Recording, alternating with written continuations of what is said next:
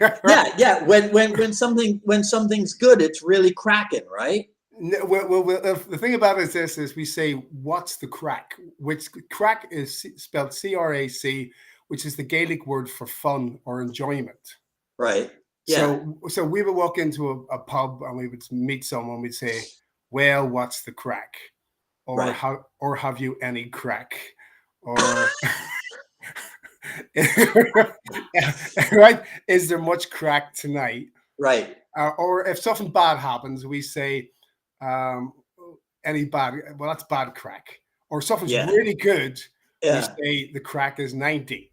So, That's and just in case, hilarious. just in case any of your listeners hear me say the word crack a lot, they think, right, Yeah. God, he's got this dope head on, who's No, off, no, no, no, he's off. no. It's just we use the word crack a lot, you know. In fact, Joe, as I wait for my notes to come up, you sent me pictures of the The now. more See, now here's the thing: the Mourne Mountains. Is it Mourne or Mornay? It's Mourne, right? Mourne, The Mourne Mourne, Mountains. yes. Yeah, right. And that just got me thinking. What is there? Tell me, give me a list of things that people should know about Northern Ireland that they don't know.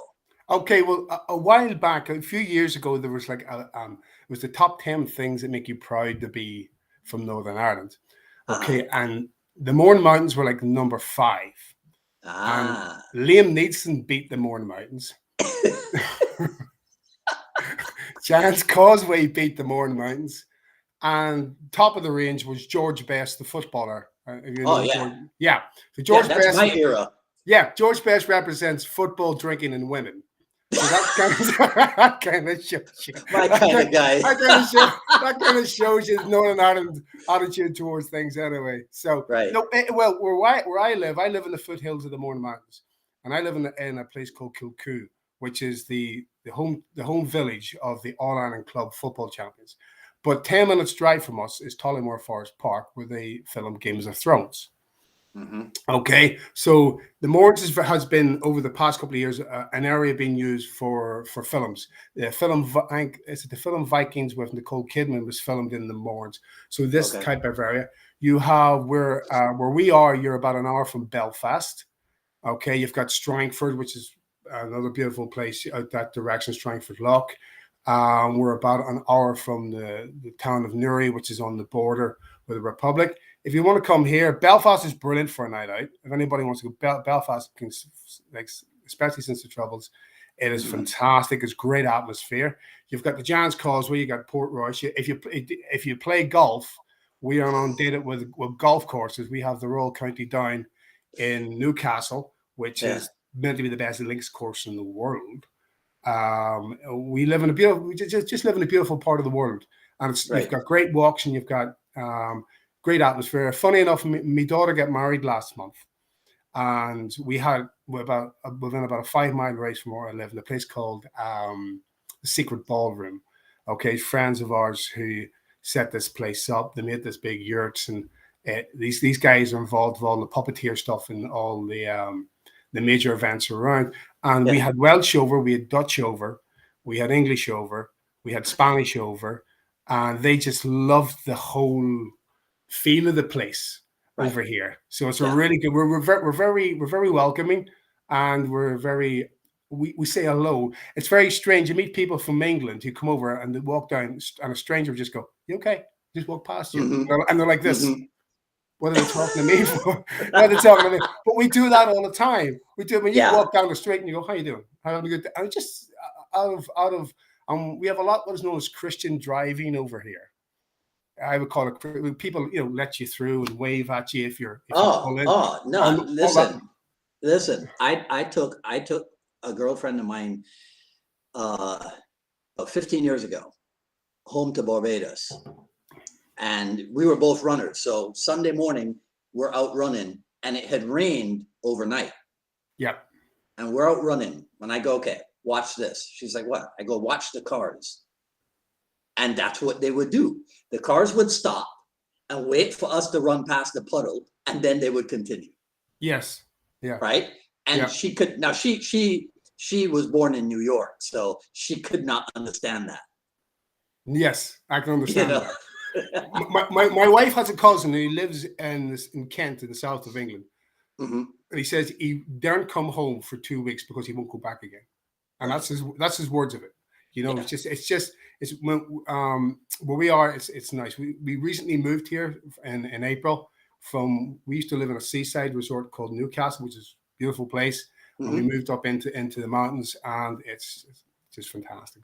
And Peace. you have two academies? Yes, I have What do two you, academy. Yeah, I have are two you academies. Yeah. crazy? That's a lot of work, man. Well, it is. Well, what happened was before the lockdowns came, I was doing this full time. Mhm. So we have an before we had an academy in Bryansford, and then what we used to do was we worked out of like leisure centres here, like community centres. Yeah. Okay, and we taught, and then we kind of got our own place in a place called Downpatrick. And we only before the lockdown, I was doing private tuition in the morning. I was doing after school clubs. Me and my wife were Mhm. doing after school clubs. We were teaching in the evening. We were running fitness, so it was constant. And then lockdowns came, and then that all went to Yeah. pot. So what happened was, I got a job. There's a big food uh, a place called Finnerbrogue, and it's £100 million company, and it's about 15 miles away from where I live. And they were looking staff, and I went in, and it was a lifesaver for me, Yeah. because when you're used to having that busyness and not constantly going, and we kind of worked before lockdown, we worked online with the clubs and with the schools. So we've good kids, big kids groups. Do you know what I mean? We were doing, Mhm. between after school clubs and our own clubs, we were doing about 500 kids a week. Wow. Right. And then, Wow.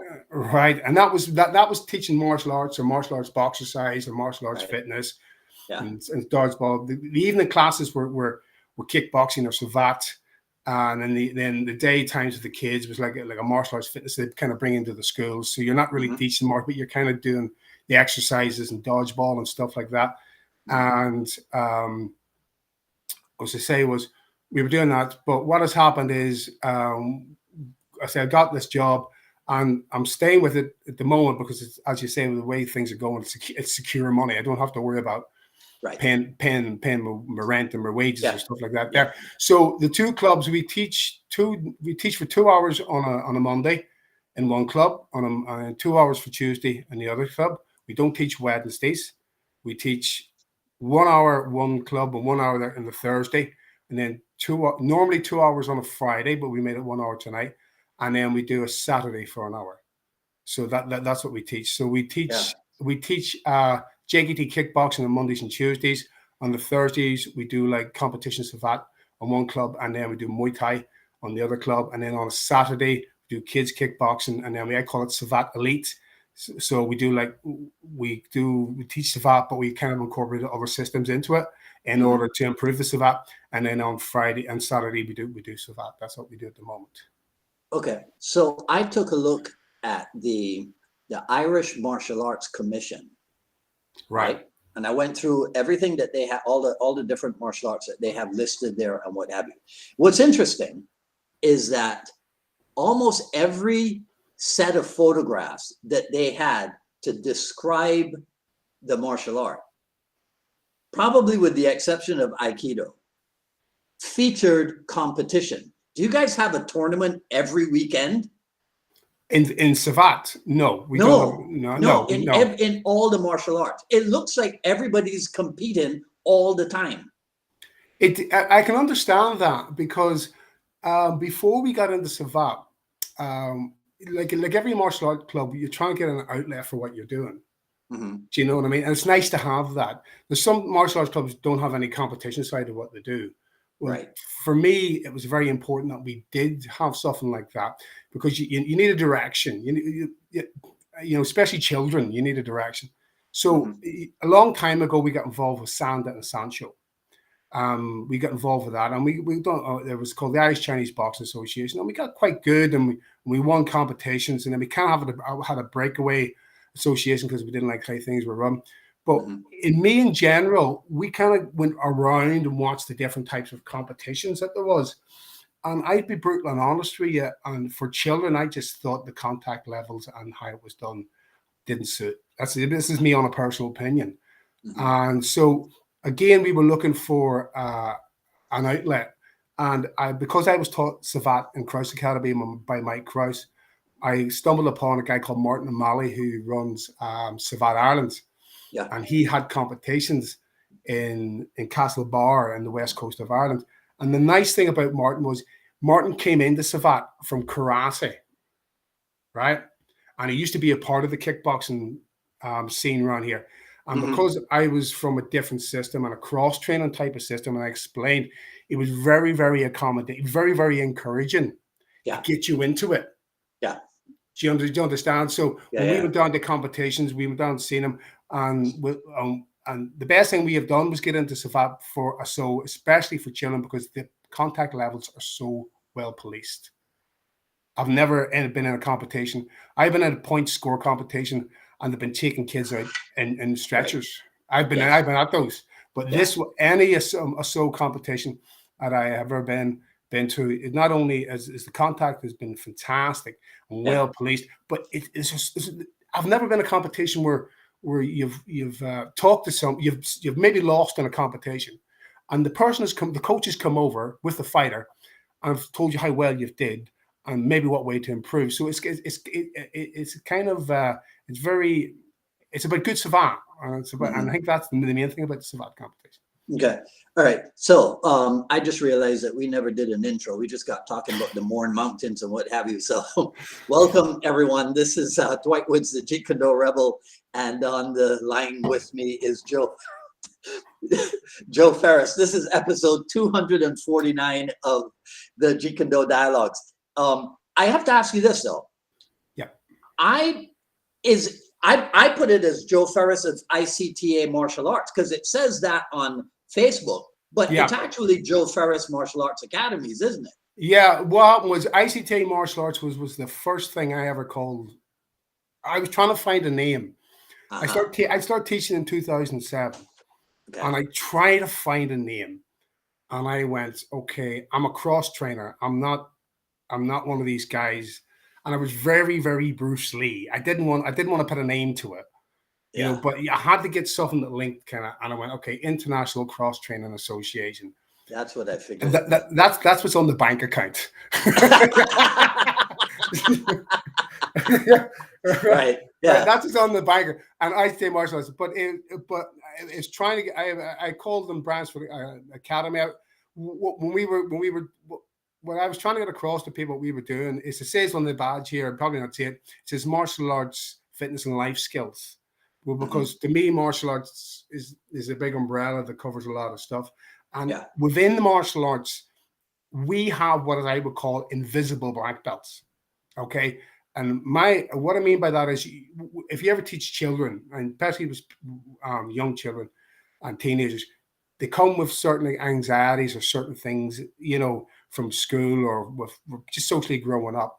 And through the years I've been teaching, you know, I've had a kid who was medically blind in one eye by learning the martial arts system, improved the handwriting of the child, right? I have children with eating disorders who come in and they've trained and they've worked and they've gained confidence, and that has happened. I have a kid walk in who refused to go to school because he wore glasses, and as soon as my parents walked in and I was wearing glasses, he thought, well, see if Joe's got glasses, I've got glasses. So martial arts gives it like an invisible black belts.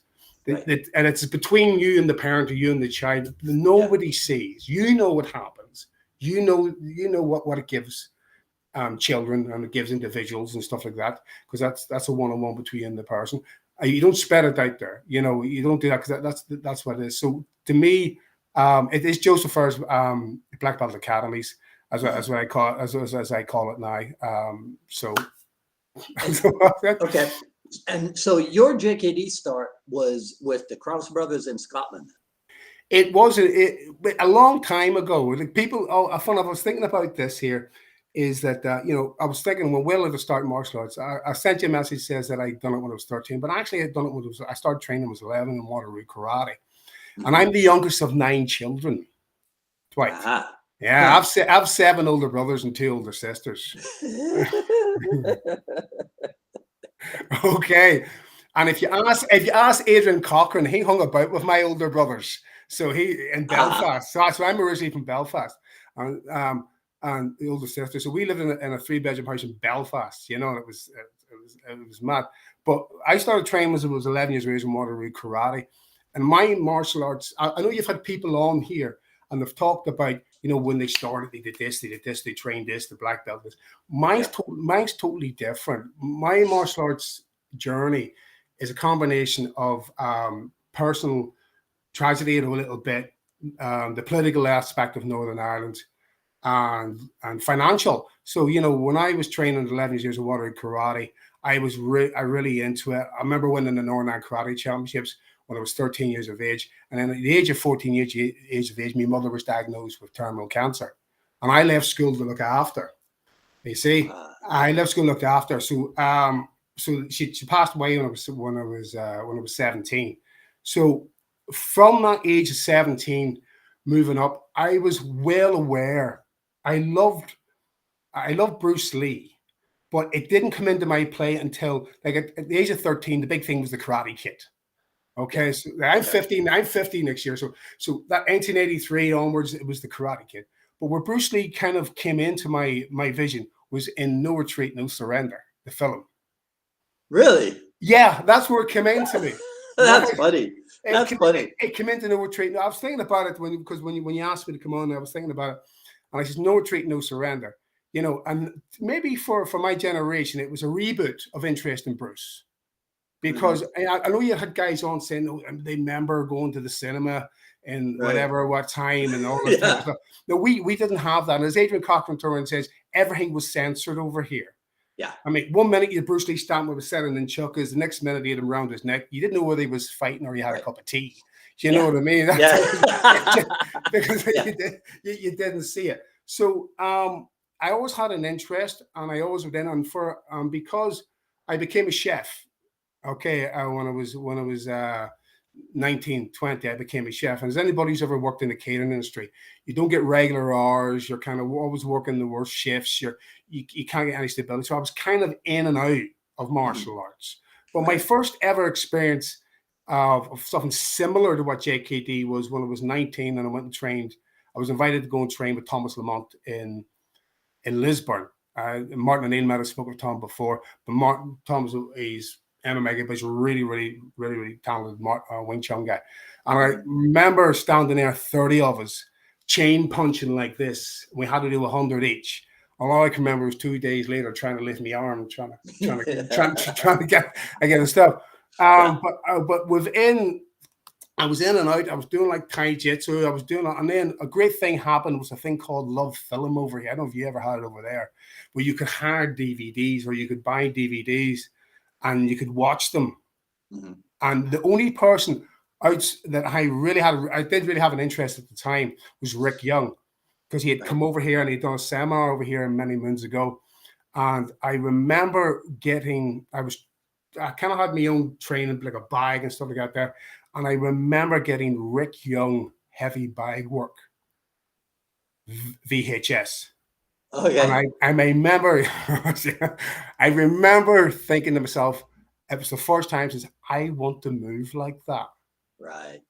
Yeah. And I want to move like that. And I had kind of been in and out of kind of self-teaching type of stuff.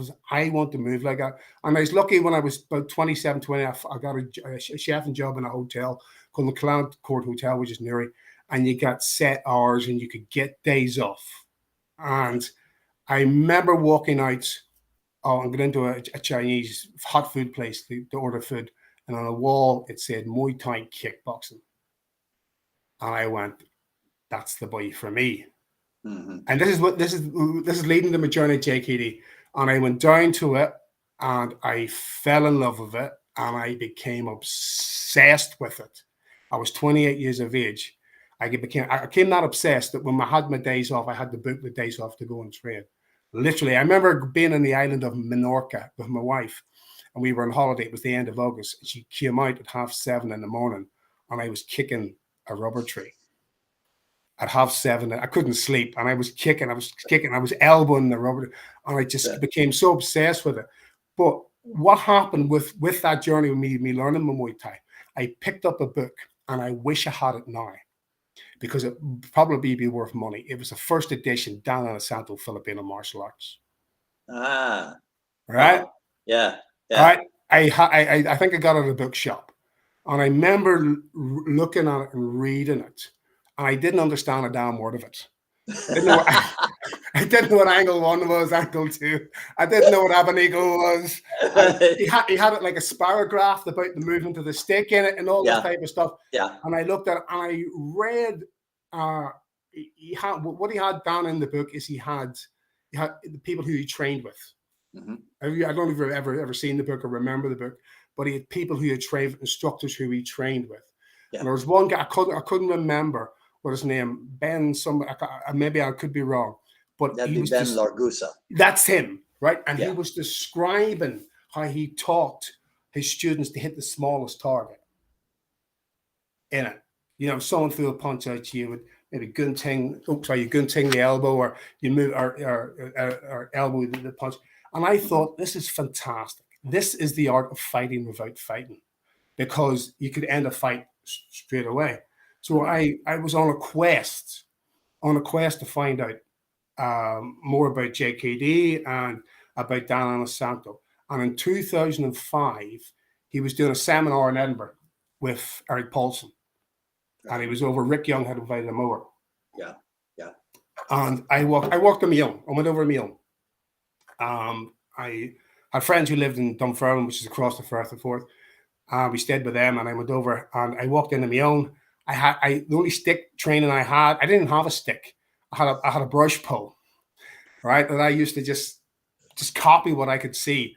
Right. And I met a guy who I heard had done Cali, and he gave me this thing, something you would put a tomato plant in. He said, "That's a Cali stick." And I was, "What is it?" I didn't know what a Cali stick was. So I went in, and I met I was lucky enough. I met three guys who were Taekwondo guys, but they'd done the circuits of martial arts. That was their hobby. And Dan was in there, and it was a 2-day seminar, and from that moment on, I was going JKD direction. Mm-hmm. Yeah. So it was. Yeah. Wow. Okay, but I'm still confused though. How did you train with the crowds in Scotland? Okay, well, this is how it happened. My wife and my mother-in-law, God rest her, used to work in a restaurant called Mario's in Newcastle. And there was a guy called Brian Smith, who is a friend of theirs. He went to school, he was my year in school, but Brian's a music therapist. And it was my mother-in-law's 70th birthday. And he invited us over. And like everything else, if I'm going somewhere, I'm looking. I was so obsessed with JKD. So I went on Guru Dan's website, and Christ Academy came up. Yeah. At the time. Yeah. And Mike and Steve were senior associate instructors at the time. Mm-hmm. And I just made a phone call, and they says, "Come round." They had their place was down along the Clyde, down towards the big, I can't remember, it's like it's a big entertainment venue, SSE or something like that. And I went down, and I was made feel welcome. And when I went to Christ, I was only interested in Cali. Okay. I was only interested in Cali. And what happened with me was I had it in my head, okay, Muay Thai is brilliant, jab, cross, knee, elbow, bob and weave. And I just thought Cali was the end all and be all. So I made an appointment. I came over for the weekend. And like everybody else, anybody I've ever talked to, and I was reading an article of Rick Young maybe years ago. He said, "Well, if you're going to go somewhere, go private, because you're getting in-depth information. You go to a class, you're a part of 20 or part of 30, you go private." So I come over and I started doing privates. I started with Steve Christ on the Filipino martial arts. And I'd done that for about 3 months. So I would come over once a month, maybe twice a month if I could, once a month over, and I would go in and I would do 2 privates, one day, one the next. And then I would leave, and I was just delighted to be there. And at that time in Christ Academy, they were doing Thai class, and they were doing Jeet Kune class, they were doing Savat class, they were doing Silat, they were doing all different types of classes. Right. And then what happened with me was they had a thing called a black belt day. So basically, what they did was whatever class you were doing on this certain date, you had to go, if you wanted to be tested. I was tested privately first, Okay. after 6 months. And then he says, and Steve said, look, Joe, if you want to come, you'll see the guys doing the Cali, you'll see the guys doing the CLAT, you see the guys, and they just kind of come together. And it's like 5 hours training, and they just put it together. And the in-house instructor was a guy called Kev Young. And he was, at the time, I was about 33, 34. At the time, he was 20, he was 26. And I remember I threw a jab cross at him. And he pocks out me in a block, and he just laps out me, hit me here, and just popped me one right in the kidney. And I dropped. And I went, I want to learn that. I was the type of guy that if you did something to me that I didn't know where it came from, I just want to learn that. And then I start talking to them. I say, well, why don't next time you come to the classes, and do the privates, and you'll see how the thing is gone. And I says, right, that's 100%. So that's basically me getting into the JK, getting more in depth into the JKD. Yeah, I've always recommended to people that if possible, if at all possible, do that combination of private and group class, because I think you need both to really get ahead. The private lesson. I mean, I remember there was a time when I hated teaching private lessons. I absolutely preferred the group class, and now it's kind of equal. But I have 5 private clients, and I only teach the group class twice a week. So I now spend more time with private clients than anything else. But I enjoy it, and I think it's because it's happened later in life. I'm now an old fart, so teaching private lessons is cooler now. When I was younger, I wanted to be in group class, working with people, working out at the same time as them. I understand. I understand that. Right? Yeah, I understand that. Yeah, I totally agree that it is an age thing.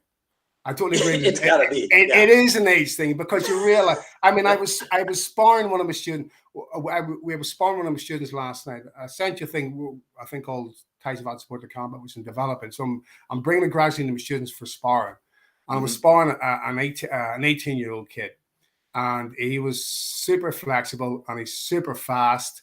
Do you know what I mean? And I was sparring away at him, and then after about 3 rounds, I was going. And I've only just had to get over a week of the flu, so after about 3 rounds, I'm like, he started looking at it. But I understand the enjoyment of being involved in it, and the enjoyment of the groups. And sometimes you can get lost in it, especially at that age, you can get lost in it. Oh, for sure. Hey, tell me about teaching kids, because I'd say we probably never got past 25% of the enrollment being kids. We were always primarily an adult school. Yeah. Right. But the stuff that you were talking, but my intention was always to have as good of a kids program as any school that had a majority kids. Yeah. So even though that it was never my intention to be a mostly kids school, I still wanted our program to be as good as it could be. What you were talking about, the effects that martial art can have on kids. Yeah. Is it automatic? In other words, if you can just get them to come to class on a regular and consistent basis over an extended period of time, is that development automatic, or is there other stuff that you have to put in there? Well, to make a point in this is that I always say the child never turns up at the class. The parent has to bring the child. Mm-hmm. Do you understand? And and the parents would come to me or to my wife, and they would say, what do you do? What kind of stuff are you doing? And I'd say, look, bring the child in.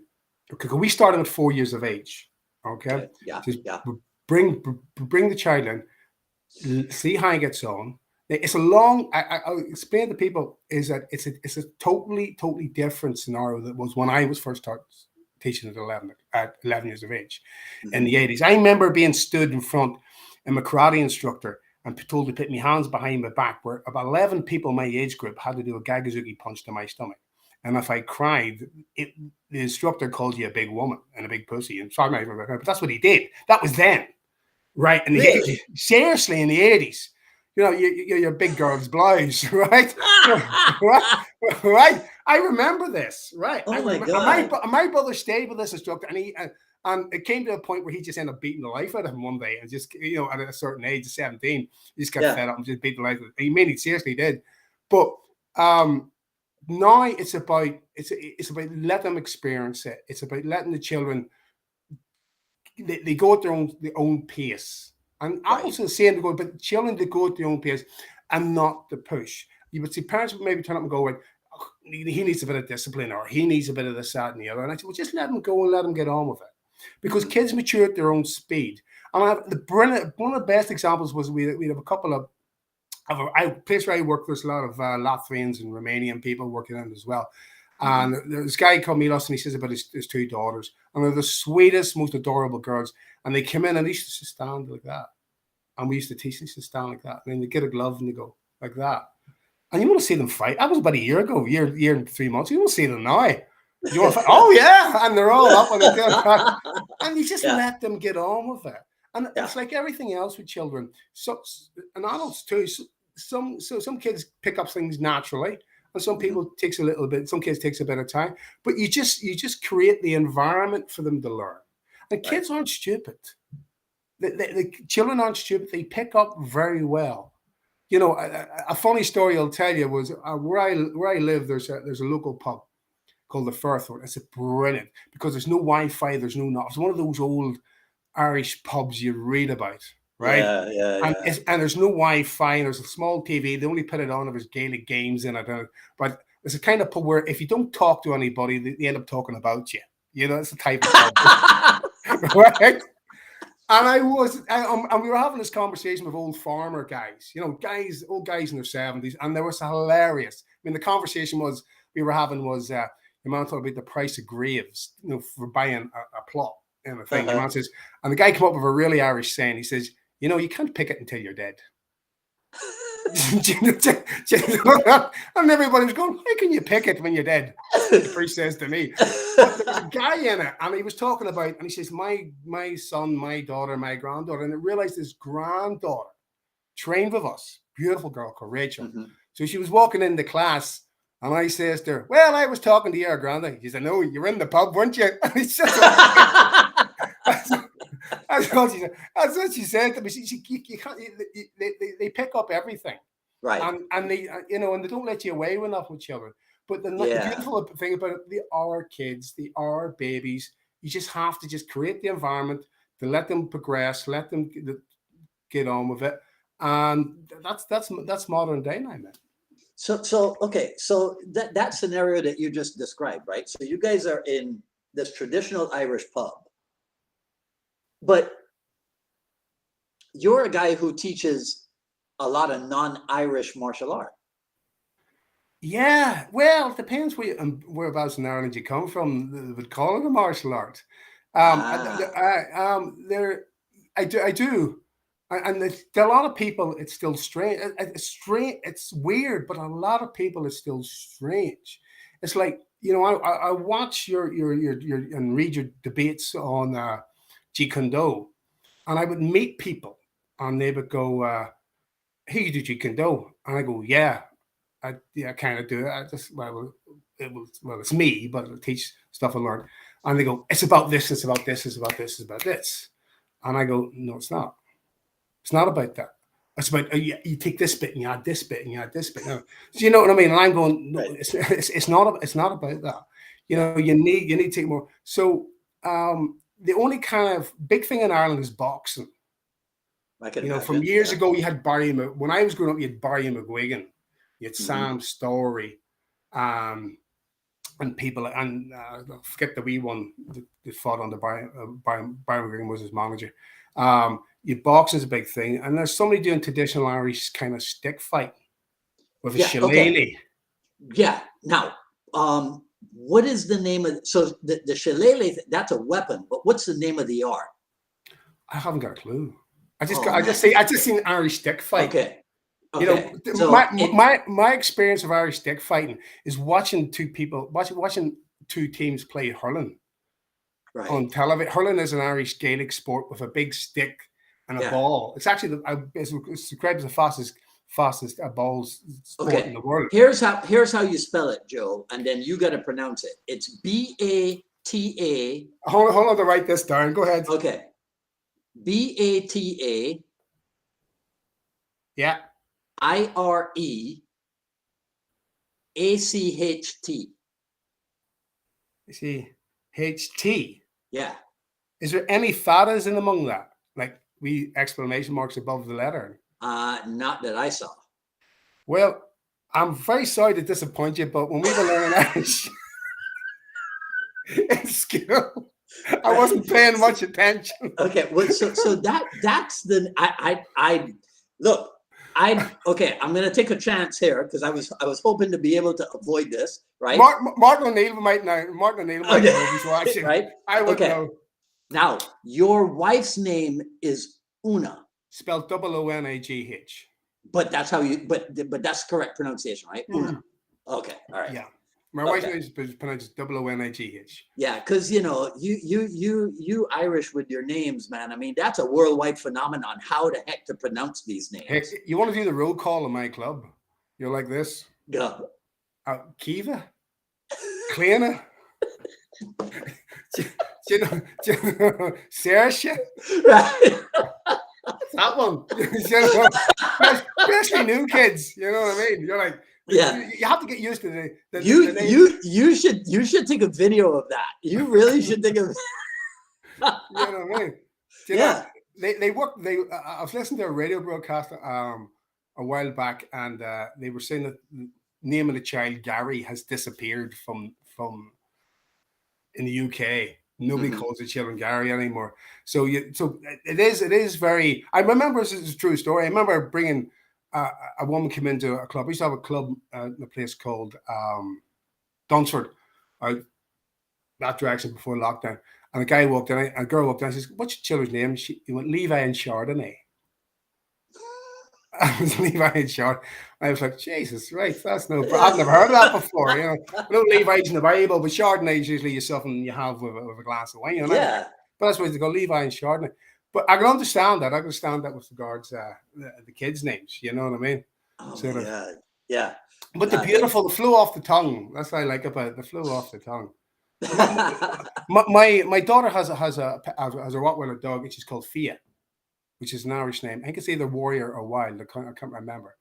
Yeah, I mean, I've gone down the YouTube rabbit hole with pronunciation of Irish names. Yeah, you know, yeah, I've done that. Actually, when we first started talking, you reminded me so much of people that we would say are from the country in Barbados because they say film, right?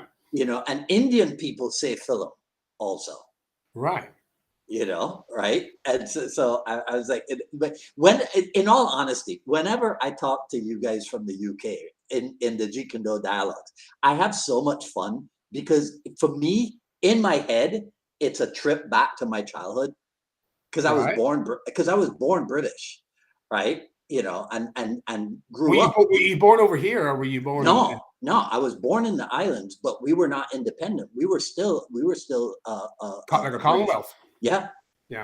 And then we stayed in the Commonwealth for up until last year, I think it was, right? Yeah. So I have a soft spot in my heart for all the JKD guys in the UK, you know. Yeah, well, that's nice to know. Yeah.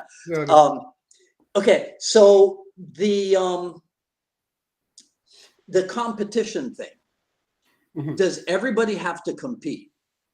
No. Okay. They can train. It's like everything else. They can train, but they don't have to compete. We have several, as regards with Savat. Well, I don't know if the audience will know, but I'm the director of juniors for the Great British Savat Federation. Okay, which means I'm in charge of the international team. Okay, and we were in Austria in July, and we came back. Now, I'll just rewind it a little bit. Okay, when I got involved with Savate, I wanted to have a Savate club here in Northern Ireland. Pure So Savate. yeah, it's just pure Savate. For Savate. So okay, I don't know if do you understand the rules of Savate? So No, we'll say no. okay, well, Go ahead. I'll just give Yeah, you a small paragraph. yeah. Okay, so okay, this is my understanding. Okay, is that when I got involved with Savate, coming from a different martial arts background, every time I questioned stuff, and they went, "Well, that's how the French do it. It's French." Right. Right? It's like Pepe Le Pew, you know, it's French, Right. right? Yes. Yes. Okay, it's like Yes. Pepe Le Pew. So what happened is, I remember I only competed once, which is the London Open, and I was kind of, we just kind of joined, and we were kind of getting involved with it. And I went over, and a friend of mine, Martin Malahue, said, "Look, go over to the London Open, show your face. You've just joined." And I was trapping people and everything. And the guy who I fought never hit me.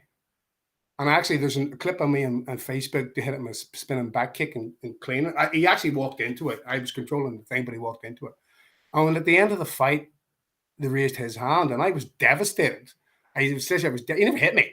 I was hitting him hard, I was trapping him, and I was doing this, that, and the other. So I thought, you know, it's long games. It's like John Van kickboxing. And the guy says, "No, you disrespected the art. Hence the reason why he got the score." Yeah. So yeah. I started to get more into why they do it and why the Savate So is what it is. And I can understand the reason why it is, because it's not traditional kickboxing as you would know it. The aim of Savate So, it's a long range game. Mm-hmm. Okay. And you maximize long range game of which you're responsible for it.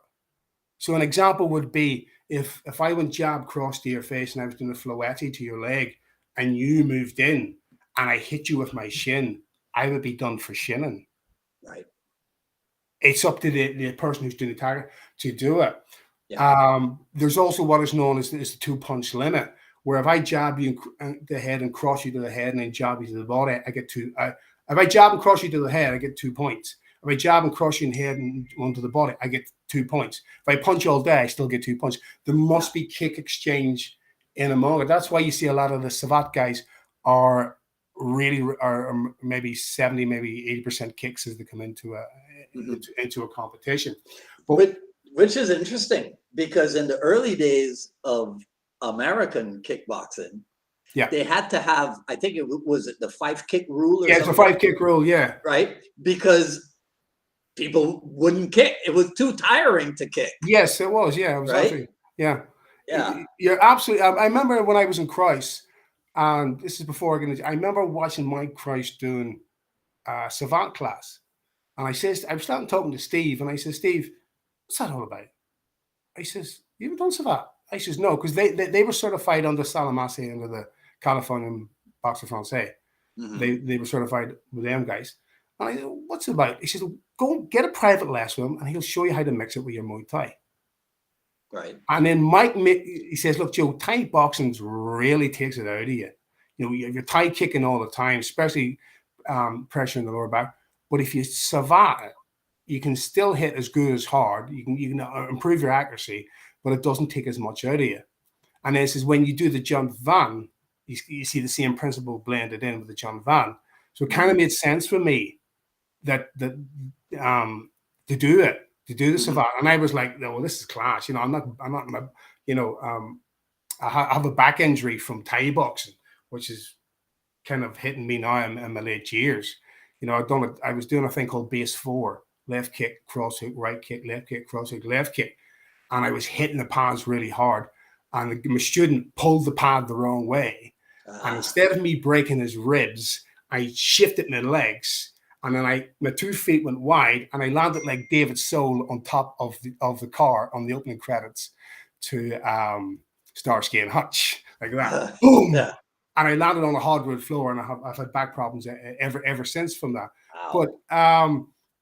But the thing about it is with as I say, with Savate, is that it just made kind of common sense. Steve Christ and Mike Christ says to me, because people don't understand, when Mike and Steve were 3rd degree European champion taekwondo, first generation European taekwondo champions. before they came and trained with Guru Dan. Right. Right. And he says to me, he says, when Salamasi saw him Savat, he says, it just made sense. He says to him, do you know what I mean? So I have to say, I'm delighted I got involved with it.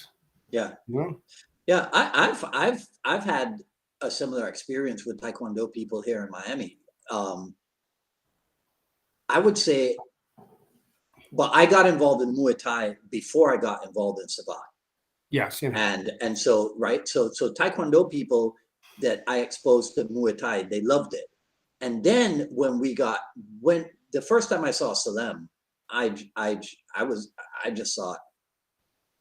You know what it reminded me of? I've said this before. Because of the angulation, I called it Kali with kicks. Yes, Mike Krause and Steve Krause used to say it's leg good things. He say that's what he would say, use it like a gun thing. And that's what we were taught it like, because they had it as part of their system. Yeah. So they would do that.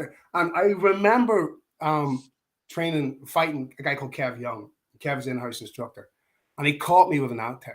He caught me in the rib. And I just went, oh, how did you do that? Yeah. And he says, no, and he was a very good saboteur. And he says, no, with a Savat, you're concentrating more on the target. You're not focusing on the power's going to come. And he described it to me. He says, imagine you have like a traffic cone. This is what it was described to me. A traffic cone's got a hole in the top of it. You imagine with a re-hole. He says, and you get the identical cone and you slam it in. He says, the pressure at the bottom is going to be so concentrated, you know, when you hit someone with a toe or the top of the shoe. He says, a Thai kick's like a baseball bat. He says, an out kick's like an iron chain with an iron bar. He says, but a floetti done right, it's like somebody hitting you with a little hammer. Yeah. And it's concentrated. And it's concentrated. Right. And you think nothing of it until about 2 seconds later when you go, Jesus, this. Where did I get hit, you know? Have you ever heard Sifu Dan say something about Bruce Lee's lead leg being Savat and his rear leg being Muay Thai? Yes, I read that. I read that. And that's interesting. It isn't interesting because I watched your debate. The ones on about I call it the fence method. You know, Bill G. Nowtech. I call it the fence method. And what I describe to my students, I go, it's a way to control, attack, and defend your center line by maximizing the use of your lead hand and your lead foot. This is what I describe it. Okay, and there's two good words there that are thinking. There's way and maximize, because there's only so much you can do. You do that, and I listen to the conversations, but other arts have this. Savat has it, Muay Thai has it. Yeah, do you know what I mean? Karate has it. They all kind of do it. But I can understand what Guru Dan's saying that because if you ever see a saboteur fight and a soul fight, and we were in Weiss, I guess WEIZ in Austria in July there at the European Junior Savat Championships. And these kids were unreal. Seriously, these kids were unreal. You know, I mean, the French are the best in the world in Savat. But the French are the best in the world because they were left a legacy. But in France, there's 70,000 people train Savat. Okay, wow. And they have leagues within their own counties or their own district of leagues. And then the French Federation has the pick of those. I reckon in the UK and Ireland, we've got about 500 people at the moment training Savat. And the Belgians are brilliant at it. The Croatians are getting it, are a really, really good team. But when you see a saboteur fight, and there's a couple of good attributes you will learn from Savat, which I got from it. Okay, number one, it teaches you to hit off broken rhythm very well. Right. And at the same time, it teaches you to hit where you stand. So I've had guys come, right? I've had guys come into my club and they came from Liverpool, and they were local guys who lived in Liverpool, and they'd done an MMA and they'd done Muay Thai, and they would fight, they would spar me, and I'm hitting them. And they're going, wait, I can't understand why you're doing that. And I just my lead legs go boom. Because I'm bouncing in front of them. All I see is the guy bouncing in front of him. But when you're doing that bouncing, you're sizing up distance, you're sizing up movement, you're sizing up rhythm, and all of a sudden, bang! It hits you. And if you see these saboteurs do that, that's the attribute. You might think they're too far away. You may think, I'll not get this guy. Right. This guy won't hit me. But they'll just basically, the level of vision to contact, is unreal, and that's the beauty about it. That I've seen it. I've trained it myself, and it took me a while to find the attributes. Yeah. Because I remember seeing it first time in 2006 at a British Combat Association, a guy called Peter Constantine, and he stood still, lifted his leg, went bang, brought it back down again. And I was a Thai boxer, and I always skipped everything, skipped the knee leg. I go, how the hell did he do that? How the hell did he do that? This was a karate guy, right? So the attributes in other martial arts, and he found a way to do it. When I was at that seminar, it was through Peter Constantine I learned how to punch, how to hit hard. But I watched it, and then when I was doing the Savate, I was watching how do that, because when you're teaching people, there's no point saying do this, do that, and do the other. You want to develop the attribute and the attribute is you can hit off broken rhythm fantastically, and you can hit where you stand. Right. And the guy coming at, whether he's coming at you or where he's standing, you can go boom, and all of a sudden you're in. And maybe Bruce got that off the Savate. Yeah. Did you see the video I put up one time comparing the vintage chassé sauté and Bruce Lee's sidekick in Way the Dragon? Did you ever see that video? No, I never seen that video. No? Okay. No. I'll send it to you afterwards, because it was part of the argument. You're familiar with these arguments that we have on Facebook. Yeah. Right.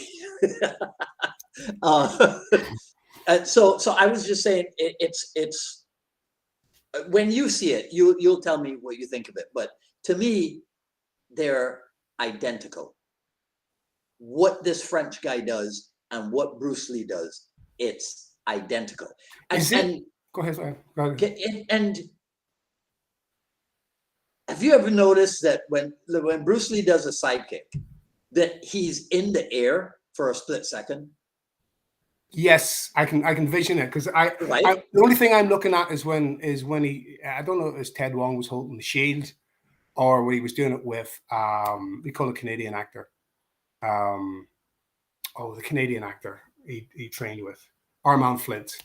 What do you call him? Colbert. Colbert. Yeah, I've seen video footage for that where he's kind of the foot's kind of in the air. Yeah, if you look at the still photographs in the Fight and Method book, right? When he slides and kicks, his feet, right, cross over in midair. You know how a lot of people teach a sidekick and you cross step on the ground? Yes. Bruce Lee cross steps in the air. So he's stepping in. He's kind of moving into the kick. He's sliding into it. So this is the kicking foot, right? The other foot slides into it. But with most people, this is what happens on the ground if they don't actually like cross behind or something. Bruce Lee, this one's moving, and this one, I'll send you the video, and I'll send you the photograph. The way you're describing it, it feels like he's just pushing the torque onto the kick. He's pushing the motion onto the kick because he's in midair and he's landing with the kick forward. Yeah. So by the time his foot lands, the kick's executed. Mm-hmm. Yeah. By the way you're saying. Yeah. I've never seen it. One of the things with the saboteurs do is they hop the kick in.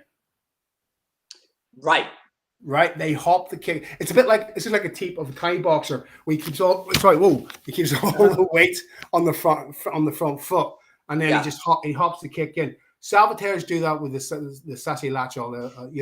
I've seen that. I describe that as, so in JKD you slide and kick.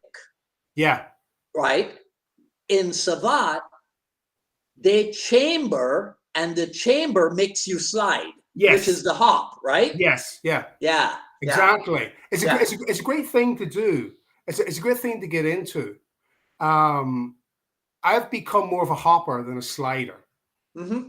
especially as I regards can see it. I can see it. it's because the way I would teach, we were teaching the other day during the week, and I says, okay, what I want you to do is just lift your leg and hit. So you're lifting your knee, go bang, and then go back down again. He says, if Hmm. I skip that, you'll see it. Right. And the guy says, what do you mean? I says, right, we're on our toes. If you see my front leg go, the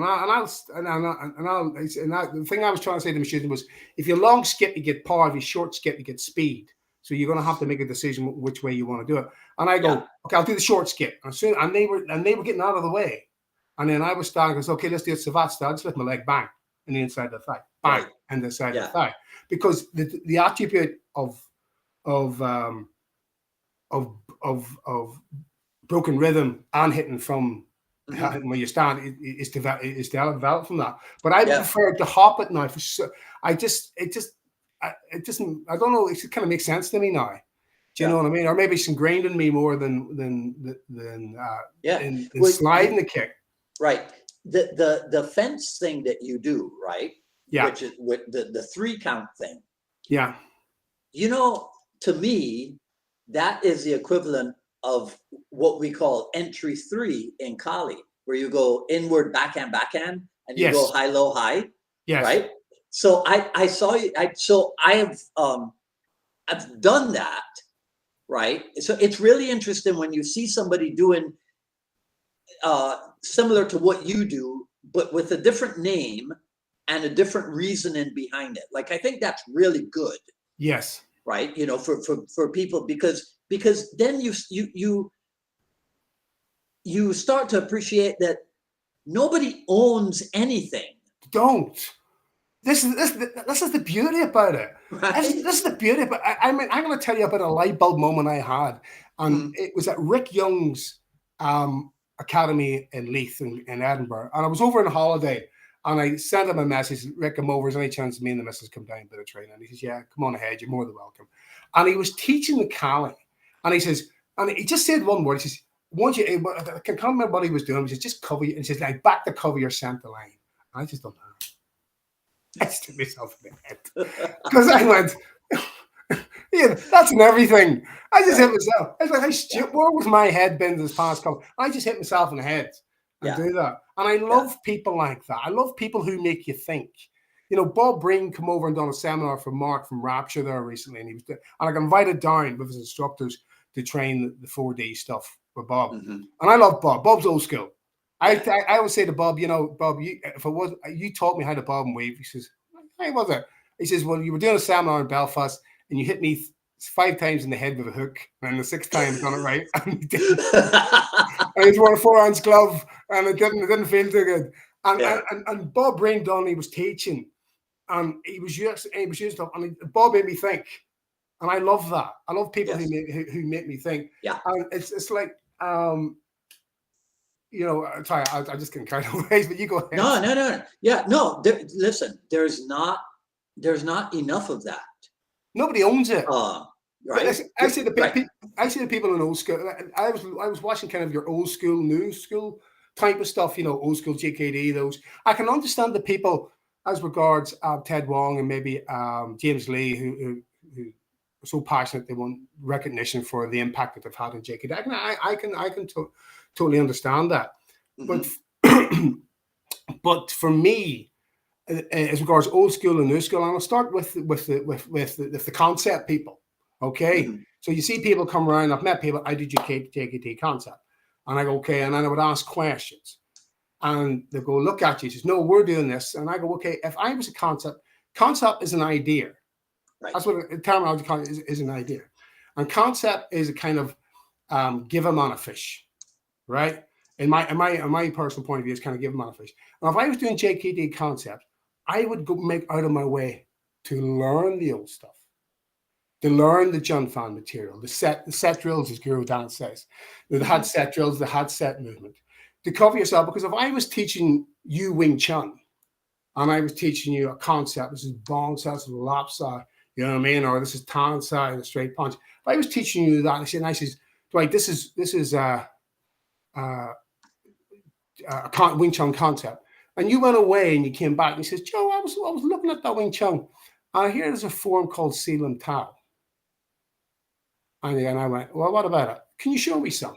And I went, no, I've never studied it. Maybe a perspective of what I was teaching might be a little bit more, well, he doesn't really know what he's kind of on about. And they kind of leave themselves open to that. Yeah. And then, and then you have the old school type of stuff. The guys who, and I've seen it on a lot of videos, and I've seen a lot who basically I see it's Bill G now tech straight lead, Bill G Jeet Tech straight lead, Jeet Tech now tech straight lead, Poxai or Lopsai. Mm-hmm. And it doesn't matter if you're in Scotland or you're in Ireland or you're in America or if you're in the Congo, if you're in the middle of the jungle in the middle of Brazil. If you see that, and that's all they're kind of doing, and they think the reason why they're doing it is because that's how Bruce Lee did it in 1964, 65, 66. And I was thinking about this today. Bruce taught from 1959 to 1973. Would I be right? I wouldn't even say I wouldn't even say that he taught that long. I would say he taught from 59 to 70. 59 to 70. Okay, because he went back to Hong Kong in 70, if I remember correctly. Yeah. Well, right. I was thinking about it today, and I went, okay. Well, I was kind of working 73 from when he died. So next year I'm 50, and next year Bruce is passing his 50 years. And I was born a couple of weeks before. I was born at the end of June, so I was born a couple of weeks before Bruce's passing. And I worked it out. I was taking the 14 years as an example. Is that the development of JKD since Bruce has died is 3.5 times longer than when he was alive. Yeah. So people who've taken the information, and I'm kind of thinking to myself, I was thinking about this, like there's people who want to fight like Bruce Lee, and there's people who want to use what Bruce Lee taught to fight. This is what I'm thinking. Darn thing, and to me, I want to use what Bruce Lee taught to fight. And also, this is 2022. This is not 1964. This is not 1965, 63, of which people don't understand how people train then. Go look on Jackie Chan talking about how he was taught to train as a child in China. How they were trained and how people's idea of what martial arts was in the 60s compared to what people's martial arts is now. Right. I mean, in 1983, UFC broke the mold and says, come and have a go if you think you're hard enough. Mm-hmm. Let's bring your styles, let's bring your systems into what we're doing. And I think UFC is if you look through the history of UFC from the first start up until now, it's a really, really great information of how martial arts develop. So House Crazy won the first 3. So grappling was a big thing. And then the grapplers learned to strike. Right. And then the grapplers went, oh, Jesus, we have to learn to strike. And then they kind of worked off each other. And now in UFC, it looks like a boxing match to me. That's me and my personal point of view. Yeah, well, no, I mean, so think about it, right? So then people started to realize, oh, there's a benefit to wrestling. Yes. Right, for the UFC. There's a benefit to Muay Thai. There's a benefit, right? So then everybody starts realizing, oh, there's a lot of other stuff out there. The Gracie people, my understanding is that in the early days of Gracie Jiu-Jitsu, there were no leg locks. Right. I never knew that. So that had to be imported from somewhere else. Yes. Right. Okay. So here you have these people who have a fearsome reputation as fighters, and they are willing to incorporate something, right, in order to improve themselves. Yes. Now, I don't understand how anybody could say, oh, well, Bruce Lee, I don't understand how anybody could think that Bruce Lee would not have continued to think about things and to develop and evolve. Because that's the trajectory that he was on. He was going that direction anyway. Yeah. Yeah. And he was getting into the other thing I meant to say about the grappling is that is back in the day when Bruce was training, And I remember I remember in the early 90s, this is in Ireland where I live, that if you hit anybody on the ground, if two guys squared it up, right? Yeah. To say it, they decided to have a square. There was a bit of a confrontation, squared up. I remember, and I think about 93, 94 is when it kind of faded. But I remember if you put someone on the ground and you hit them on the ground, the crowd turned on you. Yes. You were a dirty fighter. Yes. Right. And Yeah. to me, this is my only bone with MMA is that they never, when it came to ground and pound to somebody on the ground, unlike professional wrestling, they should have had don't do this at home, because to me it took away, to me street fighting to a point had rules. Do you know what I mean? And defend yourself, defend yourself with rules. And I remember there was a bar down the road called the Donner Bar, two guys having a go, and the guy hit the ground, and next thing the kick went in, and next thing the crowd just turned on the guy who was winning who was winning the fight. And in 1964, the way self-defense and the way, like, if you look at Enter the Dragon, he taps the guy out. He doesn't tap and punch the head of him while he's doing it. If you look at Guru Dan teaching the John Van the grappling, on the videos, it's all about submission. The armbar submission, about submission. It's not about submission and punching and beating the guy out and beating the guy and stuff there. So, I can understand the point where I think with people need to understand how it was then and how it is now. It's just totally right. Yeah, I don't ever propose to speak for Bruce Lee. Yeah. So when I talk about him being on an evolutionary trajectory, I don't know where he would have gone, where he would have ended up. All I know is that the concept of constant evolution is built into the practice of Jeet Kune. Yes. You see? Now, so where you choose to take it, that's up to you. Where I choose to take it, that's up to me. But it's not at all. No, you got to be pure to the art. And so if Bruce didn't do it, we don't do it. We don't do it. I can't understand that. I don't get it. I can't understand. To me, I was talking, I've mentioned Tom Lamont before, and we were talking, and when Tom said this to me, it just made sense. He says, to me, Jeet Kune Do is the principles of Wing Chun applied to the structure of kickboxing, trapping, and grappling. Okay? Now, that's, and I agree with that person point of view. And the principles can always, again, it's teach a man a fish, give a man a fish, right? Yeah. If you have principles, it's like in the last European Championships, we had kids come from different clubs who were representing UK and representing Ireland. And I really want, in Savate, this tight in guard is very important because you're being kicked in the head. I mean, you're getting kicked in the head with one of these. Yeah. Which is, right?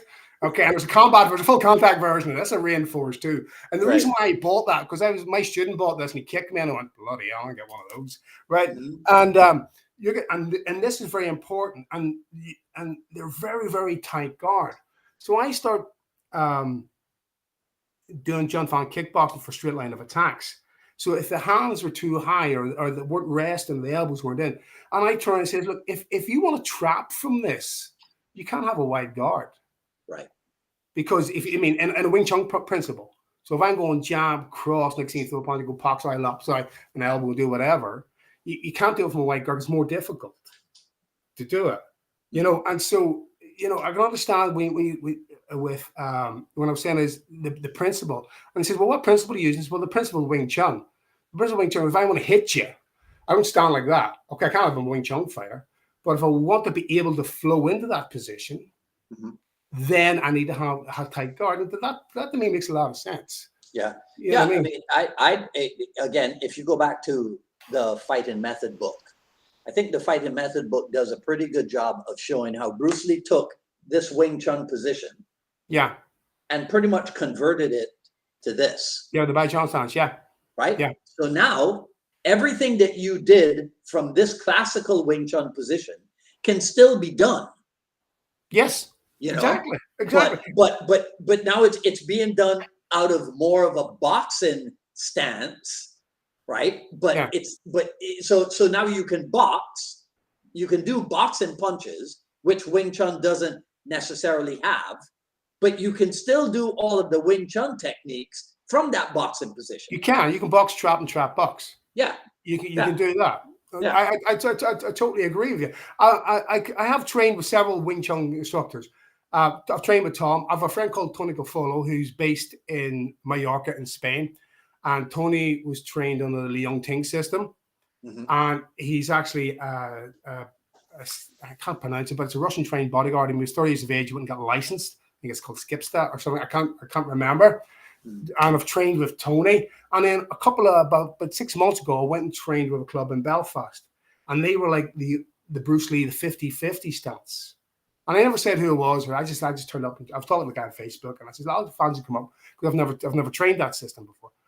That they call it WC Wing Chun, where Leung Ting is VT and whatever, and Tom's is Chum Slut." Okay, and I went up, and there was a grading on. I was watching the grading.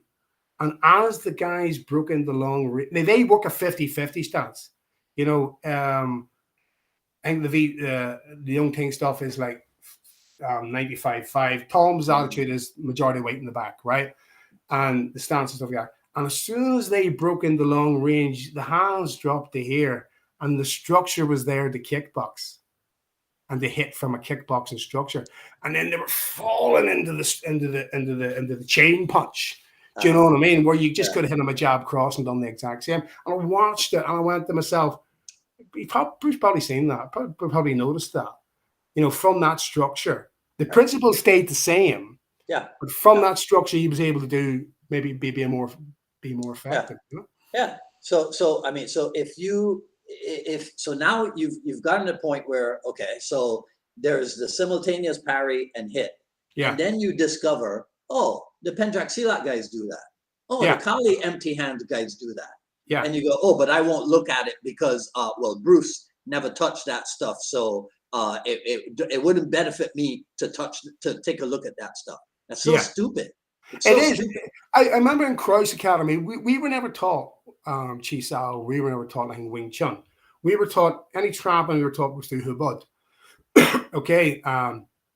So we were. And I remember saying, I can't remember if it was Mike or Steve. And I said, why haven't you taught through like the Chi Sao end of it and the Wing Chun end of it? And he says, oh, we like this. We like it. It kind of feels more real. That was their attitude. You know what I mean? And so what I did was for my own personal experience, and this is what people maybe need to do themselves. And I'm saying this kind of referring to the concept guys. I went home and I went, right, who's the best Wing Chun guy I know? Who's the best Wing Chun guy in Ireland? Tom Lamont's the best Wing Chun guy in Ireland. Right? And I phoned Tom and I said, and they were starting to teach me dummy. Right? And this is kind of coming to the end of our association with each other. And I trained there for 6.5 years. And they were starting to teach me dummy. And I started training with Tom on the dummy. And Tom just basically started off footwork. Yeah. Tom's attitude is the highest attribute to any martial arts footwork. And then he went through and I learned about 2/3 of the dummy with Tom. And then I got into his system, his Wing Chun system. And I took it to a level where it kind of answered my questions for what I wanted as regards JKD, you know. Although whatever Tom teaches is beyond that, you know, his Wing Chun is beyond that. But I took it to the point because I knew in myself, okay, I was being taught this from the Filipino aspect of it. Right. But let's get kind of with the Bruce's Wing Chun of it, because at the end of the day, you know, when Bruce came to America, his base system was Wing Chun. Right. His base system, he brought all the stuff in, but his base system was Wing Chun. You see him train him attacking, his base system was Wing Chun. So any individual who's got a base system who wants to expand from it will probably use the principles of the base system and see where it fits. Mm-hmm. Yeah, and then what will happen is where they see where it fits. It mightn't fit here, and they might have to change the principles in order to adapt that in if they want to do that. And it's the exact same. And maybe Bruce done the exact same. But you know, there's a great video. I don't know. There's a sparring video in I think it's Long Beach, and I don't know if it's Taki or I don't know if it's Dan. They're both in fighting. The sparring. Yeah, I don't know. In the '67, he fought. Both Inosanto and James Lee. It was James Lee. I couldn't remember, but I remember. I think it was Dan. He was sparring, and Dan was like, "He's the second fight. He's the second demo." Yeah, you can see Dan was hitting him. You know what I mean? He was hitting them when he was counter hitting them. Because Dan, listen, people don't understand. Dan Alessandro is unreal. Yeah. I mean, I have so much love and respect for the man. Do you know what I mean? I met him. I never met. I went to a seminar. I feel a beautiful story about Dan Alessandro. I'm just kind of. I feel like Billy Connolly, just kind of going off on a story here. But right. But when I went to the 2005 seminar, he was doing Panitukan drill. He was going jab high, jab cross high, cross low, and he was showing how to blend it in. And I was working with these guys, and he stood about 3 foot from me and watched me for about 10 minutes. And it was like doing an exam in front of him. I was hitting them. I was trying to hit hard and fast. And I was just going, Jesus, Dan and Santos was like, oh God, will he go away? Right? Okay, do you know what I mean? This guy, and I'd be truthful and honest, when I left that seminar, I was less of Bruce and more of Dan. Because I just love the way he I presented stuff over. And I remember going, and he just looked at me and went, I just walked on. And then by the time the sweat was lacing off me, and I was just that, and fair enough, the guy could hold pads, and thank God he could do it. But I just I just love. As you're saying about the, I'm a bit lost in the I just get lost in the train of thought there. But I understand the passion of it, of why, What to me, one of the most impressive things about it is that he has been able to maintain that level of passion for so many decades. Oh yeah. I mean, it's incredible. Whenever I go out to LA and we go out to the academy and I watch him teach, and I'm thinking, my God, I started going to LA on a regular basis in the mid 1980s. Right. And he had an impossible schedule back then. And he still has an impossible schedule today at age 86. It's ridiculous. Yeah. It's ridiculous. So, I mean, even if it was just that, even if you honor him just for that longevity alone. I think people don't understand. I can understand people who came in. I was thinking, my head's going to Marley here. We say in Belfast, my head's a Marley, which means a Marley goes like this, right? But I was thinking about how people are trying. I call them lineage hunters. That within JKD, I would meet people and they'll go, well, I'm third level or fourth level or whatever down from Bruce.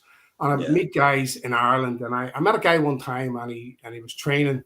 He was doing JKD. He was training with one instructor, and he fell out with that instructor, and he was going to train with this guy in Eastern Europe. And I went, Rick Young's in Edinburgh, Bob Breen's in London. Hello, wait, and he was doing it for the simple reason to say that he was this generation down from Bruce. Do you know what I mean? And I met a guy. I got an invitation to go to some guy from Mallorca. I never heard of before. My friend, if anybody goes to Mallorca and they talk about martial arts, if they don't know Tony Gofolo and they don't know Sifu Lathro, they don't know anybody, because these guys are well known, right? And there's lovely as there's nice as apple pie, but there's hard as nails, right? And this guy says, such and such, and I goes, well, what? He's like he's third generation Jeet Kune. I said, well, Dan taught Mike, Bruce taught Dan taught Mike, and Dad taught me. Well, I'm third generation, but I don't do it because in my academy it's Joe Ferris, it's not Bruce Lee. Right. Exactly. You know what? And people need to understand that. When people come to train with you, it's like I was reading your thing about should JKD be taught to beginners that you put up, but what is a beginner? When someone walks into your martial arts academy, they're automatically training under your rules, right? Okay, whether it's a beginner or an advanced person, 9 times out of 10 they don't realize it's for health and safety and stuff like that there. But you have to have a base system. You have to teach them something. As Guru Dan says, jab, cross, kick, punch, bob, and weave, and block. It's all basics. After that, you can advance from it. Do you know what I mean? So, yes, JKD can be taught to beginners. You know what I mean? But you have to give them a base system in order to do it. Yeah. But see, so when I put stuff like that up, that's like you were talking about earlier.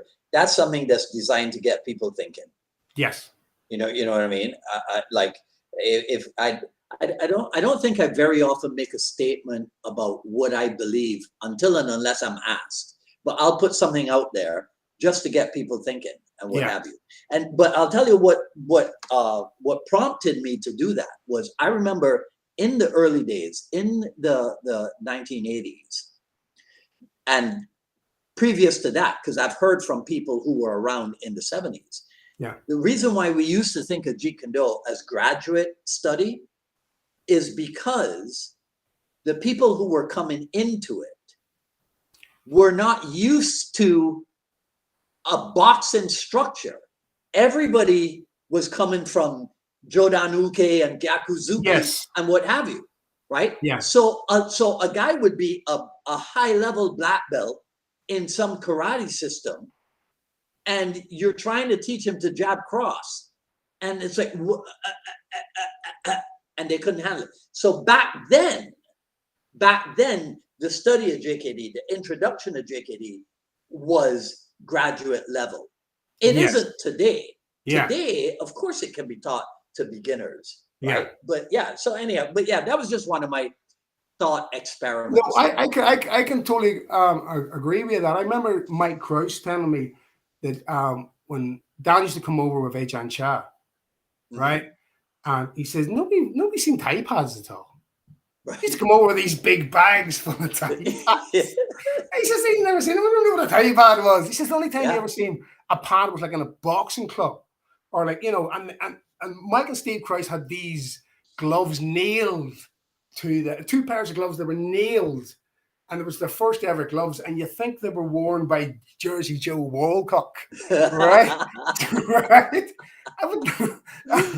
And they were. I remember them telling me, we try to get Thai pads made, and this person says, "Oh, I can make you these," and they brought it in. He says, "Jesus, if we kick that, you'll just break the guy's arm."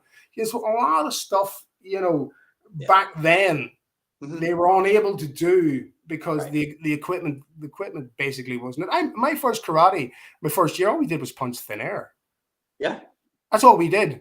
Yeah, and kick thin air as hard as you can. And my brother ended up getting us to. My brother fought internationally for Northern Ireland. He was a black belt. He's 6'6".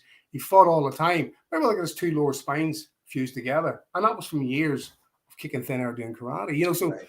I think on regards to the old school kind of stuff, they need to take that into consideration, because the guy put a thing on your thing about with Jeff Thompson. Yes. Street self-defense. Yes. Right. And I remember he had a video years ago in the audience called the 3-Second Fighter, and he had all this type of stuff. And what it seems to me is a lot of martial arts instructors set up within their own academy that they can't fail no matter what they teach. And this is just my personal point of view. What I mean by that is there's 2 main fundamentals of JKD. Number 1 is pressure testing it, whether it works or not. Do you know what I mean? Pressure testing whether it works or not. And the second thing is continuous growth. And I've heard through the grapevine over the years that there's JKD instructors don't pressure test what they're doing. Even like sparring. Like I was sparring with a student last night. Next thing, I was, okay, I'm not going heavy, but I'm just kind of doing a bit of sparring. Next thing, the wee bollocks gives me a whack in the head and a kick to the leg and comes back and gets your ears. And I went, all right. You know, I'm 50, he's 30 years younger than me. Let's give it to him. You know what I mean? So you know what I mean? But if there's also ones that don't want you training with anybody else, but that's not JKD. You know, you need constant growth. You know what I mean? You keep constant. And the guy, we were talking at the end of it, and I said, you know, I don't fight like a kickbox. And the boy says, what do you mean? He says, no, I'm gone by that. 20 years ago, 15 years ago, I would have fought like a kickbox. But now I don't, because I'm older, I've got back injuries, and I'm maintaining myself. So you kind of develop your own stuff in between that, you know. Yeah. All right. I'm gonna let you. So, are you gonna go teach now then? No. What I'm going to do, I'll have to go for a night out. for there's like a charity event I'm going to go. But Okay. this has been brilliant, mate. I love talking to you. Oh yeah, So, yeah. This. Somebody told me a couple of weeks ago. He says the best part of his Friday is the Jeet Kune dialogues. I was so honored. I was so flattered when this guy said that to me. To me, I do catch up because I'm working during the day and I'm teaching at night. So I kind of do catch up. You know, I'm reading stuff and I'm catching up and I'm catching up on stuff. But listen, I hope everybody enjoyed that. And if my bit of advice is if you got a club out there that wants to do a competition with controlled contact and you can fight in Europeans and world championships, get into Savat. Yeah, you know what I mean. You would tell people how to reach you, Joe. I'm under Joe Ferris on Facebook. I'm on Joe Ferris on Facebook, and they just message me. They can message me away or whatever. But say you've got the Great British Savat Federation, okay, who say I'm associated with them. And you've got Savat Ireland, and you can organize those guys. But get involved with it. It's great. It's really, really good. And you can bring your stuff in. And the more there's more cross trainers coming into it. Right. I want more cross trainers coming into it because it's the world's your oyster at it. You know what I mean? All right, my friend. Dwight, it's a pleasure talking to you. It's been absolutely jam, mate. You're an absolute star. and you know, it's the best crack I've had in a long time. Okay, buddy. All right, man. Take God it bless. easy. Be good. Bye. Take care. All right. Okay, so that was Joe Ferris, episode 249 of the Jeet Kune Dialogues. So you guys know the deal. Go ahead and comment, and I'll have Joe take a look, and I'll take a look also, see if there's anything we need to reply to. So feel free, share, like, comment. Follow me on Twitter at Dwight Woods, on Instagram at Dwight D. Woods, at paypal.me/unifiedma Miami is the Jeet Kune Journey Volume 1, raw but edited version. And I didn't get to do this at the beginning, so I'll do it now at jkdrebel.com. Click on the Rebel Gear link, and that's where you can see stuff like this, the 4 tenets of Jeet Kune: t-shirt, long sleeve, short sleeve, hoodie, sweatshirt, coffee mug, all that good stuff. But as always, the best thing you can do is to share this video and spread the word about the Jeet Kune Dialogues. Next Friday, we're going to do another reverse dialogue. My good friend, martial artist in LA, G. Anthony Joseph, he's going to come on and he's going to pepper me with the questions that have always confounded him about Jeet Kune. So that'll be next Friday at probably the usual 6 p.m. Eastern time. So until then, the next episode, this is Dwight Woods, the Jeet Kune Rebel, signing off. You guys have a great weekend. Take care. Talk soon.